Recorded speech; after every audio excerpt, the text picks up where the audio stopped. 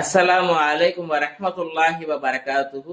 Welcome back to our channel. இறைவன் ரப்புல் ஆலமீன் இந்த இஸ்லாத்துல ஒரு சில நாட்கள் நேரங்களுக்கு சிறப்புகளை வச்சிருக்கிறது போல வெள்ளிக்கிழமை என்னென்ன சிறப்புகளை வச்சிருக்கான் அப்படின்னு ஒரு சில விஷயங்கள் நம்ம பார்ப்போம்.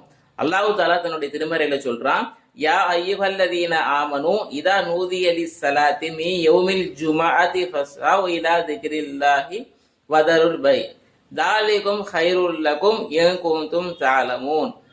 ஈமான் கொண்ட நல்லடியார்களே, வெள்ளிக்கிழமை ஜும்மா தொழுகைக்காண்டி அழைப்புகள் கொடுக்கப்பட்டா அல்லாஹு தாலாவை திக்ரு செய்யறதுக்காண்டி விரைந்து செல்லுங்கள். இது அறியக்கூடிய மக்களுக்கு ஒரு நல்லது இருக்கு அப்படின்னு சொல்லி இறைவன் தன்னுடைய திருமறையில் சொல்றான். அது ஸல்லல்லாஹு அலைஹி வஸல்லம் அவர்கள் சொல்றாங்க, சூரியன் உதிக்கக்கூடிய இந்த நாட்கள்ல சிறந்த நாட்கள் இந்த வெள்ளிக்கிழமை தான். இறைவன் ரப்புல் ஆலமீன் இந்த உலகத்தை படைச்சது, இந்த உலகத்தை அழிக்க போறதும் வெள்ளிக்கிழமை தான்.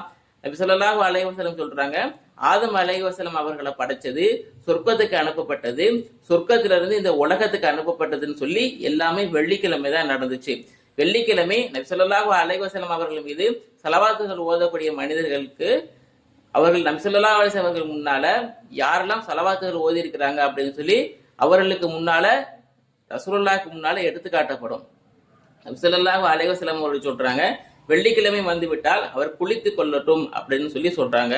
வெள்ளிக்கிழமை கவுஃப் ஓதக்கூடிய இந்த மனிதர்களுக்கு அந்த 2 வெள்ளிக்கிழமைக்கு மத்தியில நடந்த பாவங்கள், இனி நடக்க போற பாவங்கள்னு சொல்லி அவருடைய பாவ மன்னிப்புகள் அவரை காண்டி கிடைக்கும். அஸ்ஸலாமு அலைக்கும் வரஹ்மத்துல்லாஹி வபரகாத்துஹு.